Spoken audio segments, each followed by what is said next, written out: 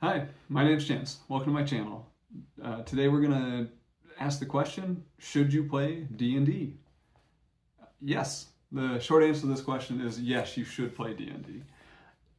If you clicked on this video, you've essentially already shown that you have an interest in trying out this game. You maybe watched some YouTube campaigns and you've been entertained by kind of the productions put on out there and the worlds these people have developed and the characters they've created. I'm one of those people. I got super into watching Viva with Dirt League's D&D campaign and their epic NPC Man universe, and it's been a blast watching them take this world and we're in the systems of D&D, but also develop this world and develop their characters over time. This experience that they are having, this is an experience that I have been wanting to have at my table.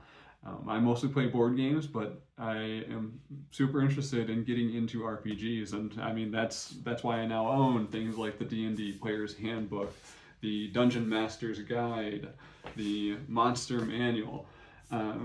So there's a ton of material out there for D&D, and we'll get back to that. But one of the reasons I think you should play is because you've shown this interest, and D&D is the biggest name in tabletop role-playing games. The benefit of this is that most places in the world you can find a group that is playing D&D, and you can join pretty easily. There's going to be a lot of open groups that are willing to add new members, and they will guide you through all the basics of D&D and help you out with that character creation process. So this means that if you just want to be a player, there's a low barrier entry to D&D because of its just the access to it across the world. So this is how I started. I actually found a group at work that someone was willing to be the dungeon master, so the DM, for a D&D campaign. So I joined for as many sessions as I could, played as a tiefling cleric. They were willing to help out with creating custom classes and just doing whatever your imagination, kind of wherever it took you. So overall, a very welcoming group, very helpful, and I had a lot of fun playing with this group of basically strangers because I work at a relatively large office, so I'd never met any of these people before except through a couple board game nights at the office. So I do highly recommend playing D&D if you are just looking to be a player and maybe go out and socialize more. But then maybe the next question is, but really, should you be playing D&D? And if you're like me and you have a friend group and you want to introduce your friend group to RPGs, this is where I think D&D might kind of fall flat. So as I mentioned, lots of material out there for D&D. I own 6 books associated with D&D because I was interested in the idea of becoming a dungeon master.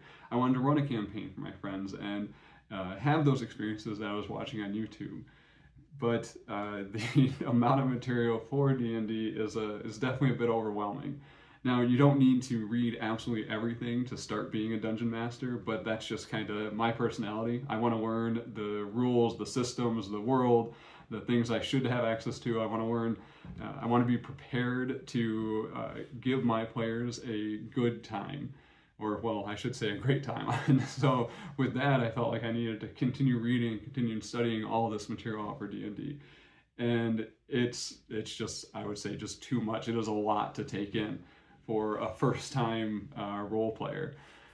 So, and also just a lot of pressure to live up to. Like maybe when watching those YouTube campaigns, and you're unfortunately, if you're getting into being a dungeon master, your first sessions are not going to look like some of those YouTube videos.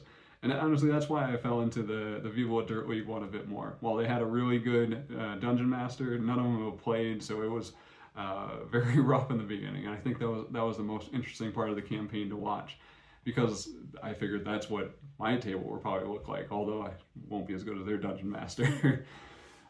But after looking into this a bit more, I have kind of realized that there is a whole world of tabletop RPGs that I just did not know about. To me, D&D was the tabletop RPG. I didn't know other ones existed. And this is where I am excited to tell you about the other options out there besides D&D. And maybe if you're like me and you want to become basically a game master, so that's the general term for dungeon master, but for all other RPG systems, if you are interested in becoming a game master and getting your group, you already have a group of friends and you want to get them involved with this, there are other games that are a better entry point into tabletop RPGs, and also I would say better settings. So personally, I'm not a big fan of the fantasy setting provided by D&D. It really wasn't what I was interested in. I just was kind of diving into that one because that was the one I knew. But now that I've looked elsewhere, there is a whole world of RPGs, and you can basically choose any topic you want and build, and there's probably an RPG out there for it, and you can build that world and characters around that RPG system. So let's move on to my first topic, which is basically, so board games as RPGs. So this is the point where, so you haven't done any being a game master or anything, so there's going to be levels of essentially guidance that you can get through these type of RPG games. And over the past few years, or I should say past decade or so, there have been a kind of a new category of games around like the story-based board game or the more narrative-driven board games. And this is where Gloomhaven is kind of the titan in this category. I would say though with Gloomhaven, it's definitely more focused on the tactical combat, and maybe the story elements are there for flavor. They're not, I wouldn't consider it the same thing as like a tabletop RPG, but it does have that story element associated with it. And then there's another game, Oathsworn, which I absolutely love Oathsworn and can't recommend enough, especially if you're into board games. It has my favorite combat system for a boss battler so far, I should say, because I haven't played them all. But and then also the storytelling along with the audio narration for the story is just absolutely fantastic. And I love the kind of dark fantasy, light or low magic setting that they've set up with their Deepwood and their characters. But overall, and these are not tabletop RPGs. Other ones that I'll call out are like Sleeping Gods and Freelancers. These are more story-based, less game systems associated with them. But like Freelancers, if your group's into that type of humor, you're definitely going to get a chuckle out of it. And then the main issue with these ones is that they are stories that you are more experiencing. You're not creating these stories, you're not creating these characters, you're kind of experiencing the story as it's laid out for you. And that's not a bad thing. These games are truly fantastic. It's just not the same as the role-playing game. So that's where I get into more of let's say a transition zone, going on to some more role-playing style. And one I want to call out is King's Dilemma. So still a board game, and they're going to be publishing a follow-up called Queen's Dilemma that I'm super interested in. I haven't played the King's Dilemma yet, but I've watched a lot of reviews, have almost bought it a couple times. But essentially everyone gets to play as a house that is trying to influence the king's decisions. So you're prompted with a card, and everyone then essentially puts in their vote to influence the direction of the kingdom. This game plays best if people are invested in kind of role-playing their house and trying to make that outcome not necessarily the best for the kingdom and making sure the kingdom survives, but making sure their house ends up on top. This game won't hit for everyone, but I think it is a really neat application of kind of the narrative-driven board game. So more so than something like Oathsworn, where Oathsworn has the story laid out for you. King's Dilemma, the story is going to change based on the choices that your group makes.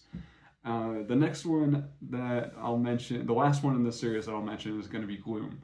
Gloom is actually just a small card game where you're going to have a family in front of you, and essentially you're trying to make the most miserable family you can. And the more miserable you can make them, the more likely you are to win.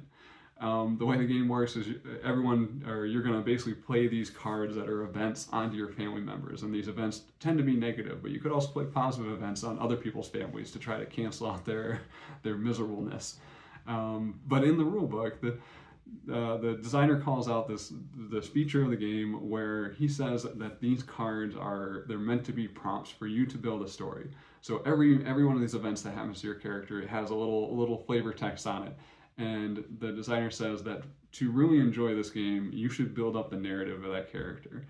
So while it's not necessary to play the game this way because it is just going to be going for points, but this is where the joy of the game is. And this is the type of game that can get you into that kind of creative storytelling.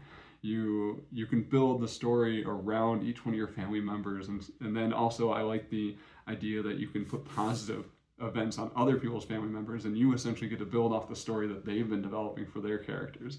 So this is getting a little closer to that RPG experience where you're working together to build this collaborative story and this experience and kind of this one-time event for your group that you can essentially say this was your experience with this game and no one else's. So that's board games as kind of, let's say, RPG light type systems. Next, I want to talk about another category, which is going to be GM-less RPGs. So as I mentioned, GM means Game Master. That's generally for a lot of TTRPGs. You need a GM to run the game and basically allow the characters to interact with you so you can essentially give them the framework they need to build their story and to build out their characters. But there are a lot of games out there that are called GM-less systems, where essentially every player at the table gets to have the same experience, and you don't need to have that person that's kind of leading the show. And also, this is really good if you don't want the pressure of leading the show. Maybe you want to experience RPGs without that pressure of needing to lead things. So I'm going to call out a few here. Number one on every search that you'll probably find on a lot of kind of entry RPGs or GM-less RPGs is going to be Fiasco. It's a chaotic RPG described as basically playing out your own Coen's Brother movie. So if you know what that is, you know exactly what I'm referring to, and you know if that's going to be for you or not. This is one I plan on picking up. I really want to get this play with some of my friends. I think my group will thoroughly enjoy it. Next is more of definitely an experience-based game. Reviewed on some board game channels, and that's Alice is Missing. This is a silent RPG where your group actually communicates over text message, and then the game, I think every 10 minutes or so, will give you a new prompt or a new event in the story, and your goal is to as a group, figure out what happened to Alice. I hear this one can be pretty emotional, but also the game itself, because you're communicating over text, it takes off that pressure of needing to play a role. So some people think they might need to act or something, like maybe you've seen some Critical Role with D&D and you want to take on that character, but that can be a lot of pressure for someone diving into RPGs. So the texting system is really cool, where you just don't have to worry about playing that character, since you are just communicating over digital media. There's two other small card games that fall in kind of the same category for me. It's For the Queen and Oh Captain, My Captain. Both of these have essentially, you'll choose a leader. For the Queen is going to be a queen, and Oh Captain, My Captain is a captain of a ship. And then essentially every player is going to then go around drawing cards from this deck, and the cards are going to be a prompt. That prompt is going to be generally a question about something that happened to your character in relationship to, let's say, for the queen. So you're going to then answer that question, and this is going to develop your character's relationship to the queen. Now, with For the Queen, the end of this game is, would your character save the queen? So that's what you're building up to. You're building up your character's history in the past and how that person relates to the queen, and then you're building up that one final moment of the game. This one is, so unlike Gloom, there's going to be no score. It's just the story that you're building around the table with your friends. Very similar for Oh Captain, My Captain, except this one's exploring the concepts of heroism and the relationships with the people we admire. Then one final one I want to call out, because this one's piqued my interest, and I think that's important for these types of games. You do need to have your curiosity piqued, and like there's so much out there you can explore. Definitely choose one that you're interested in. Actually, there's two more I want to call out. So one is City of Winter. So this is a one with an absolutely beautiful production if you go in for the deluxe production of City of Winter. But you get to explore the refugee and immigrant experience. So you play as a family that is essentially trying to escape to the City of Winter. And then another game that looks like it has an absolutely beautiful book is called Dialect. Dialect is where your group plays as a basically a small isolated community that eventually you are going to develop a language, and then that language is going to be lost over time. So you're going to kind of explore the concept of just losing your culture and your language. And once again, some of these games are going to be very group dependent, but if this is something that you're like, oh, that sounds amazing, then definitely go and seek it out. So on to our final category. Well, yeah, let's say final category. And this is where we get to our TTRPGs. So this is the main ones. This is going to be our D&D alternatives, I would say. A lot of these on this list, I'm going to call out, or I guess give a shout out to Quinn's Quest. Quinn's Quest is the channel I've been watching to get myself interested in finding RPG systems that I really want to explore. So a lot of the ones on this list are from his channel, and then also I probably heard about many of these other ones I'm going to mention on his Patreon channel. I think that his Patreon is fantastic and has a community that is willing to help, and I think I'm going to be using this community on my path to become a game master. First game I want to mention is just Mothership. This is the one that I plan on running with my group. It's a sci-fi horror RPG with a very simple D100 dice system, really good tools for character creation, and an absolutely fantastic what they call Warden's Manual, which is basically the Game Master's manual for Mothership, and gives you a ton of great advice on how to run basically a tabletop RPG and how to get your friends interested and how to get your players engaged. Next on my list is going to be Wildsea. This is a fantasy world where your players are going to be part of a crew on a ship, but instead of sailing on the sea, you're actually on a planet that is overgrown with trees and plants, and you sail on top of the canopy of these trees. Then there's Slug Blaster, where you get to play as a group of teenagers that are basically trying to make epic skate videos by going through portals. Lancer is one where you get to pilot a mech. There's going to be Yazeba's Bed and Breakfast. This is a slice of life fantasy where you're running a fantastical bed and breakfast, I should say. Wanderhome, which is described as a pastoral fantasy RPG about traveling animal folk, where you get to explore life and in the wild and explore the effects of the changes of the seasons. Ryutama is described as a natural fantasy RPG. This one came out of Japan, and it has been described as kind of being about that time in someone's life when they are overcome with this intense feeling of wanderlust and they want to explore the world. So your players will be those characters that are going out to learn more about the world, which is then going to reveal more about their characters. Now getting back into some of the more, I guess, grittier ones, we got Blades in the Dark, which is a super popular one with from what I understand, a great system. And you get to play as a crew of scoundrels in an industrial fantasy city, just trying to make your own fortune. Then the last one I'll call out is Heart, the City Beneath. So this is a follow-up to, I think, City of the Spire, I believe is the name. But the Heart sounds way more interesting to me. And I think it stands out to me because the campaign that you play has a planned ending. It's going to be that you're delving into this nightmarish undercity, and your characters are trying to achieve their zenith abilities. Now, the interesting thing about these abilities are that they will eventually allow your players to leave a mark on the world that you've created, but it'll almost certainly result in their demise.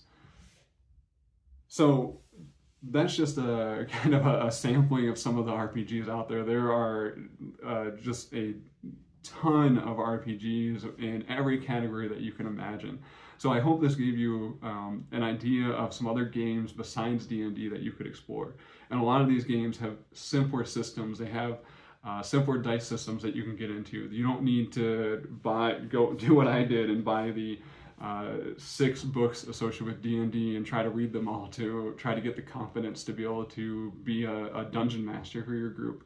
So, and things like Mothership, this just speaks to me more. Like, I am more into sci-fi than I am to fantasy. So Mothership is the game that I am interested in running. And that's the important thing. As a game master, while you want your players to have a good time, you are part of the game. So it is critical that you are also enjoying the experience that you're creating. I do want to do one more call out to another category of RPGs that I think is probably the best launching point for someone like myself and someone, if you're in the same category of me, of trying to get started with this and trying to get your group introduced to this. And that's going to be one-page RPGs. So I'll just call out a few that I found. One is Honey Heist, which I've already downloaded and read the rule book, and super excited to get this one going. But your players will play as a group of bears and essentially pulling off an Ocean's 11 style heist. There's also Crash Pandas by the same designer as Honey Heist. And in this one, your players are going to be a group of raccoons who are street racing in LA, but they are all driving the same car at the same time. And then another one that has shown up in multiple of my searches for one-page RPGs is Lasers and Feelings, where you're going to be a crew on a spaceship exploring the uncharted areas of space and encountering both friendly and unfriendly aliens. Now, these ones, because they're one page, you can get them going basically the same day you download that sheet of paper. So I hope that this video has provided you with some resources to help you get started on your journey being hopefully a game master or getting your group into this RPG gaming. I would say 6 months ago, I was very overwhelmed with the idea of starting D&D. I felt a decent amount of pressure of trying to live up to some of those YouTube campaigns. But now, after exploring more of these RPG systems and worlds and more of these creators out there, I have kind of gotten reinvigorated about starting my own RPG session. So I hope that you found something interesting here, and I will continue posting about this because this is one of my goals this year, is to essentially start a campaign and be a game master for my group. So follow along if you want, and I'll talk to you next time.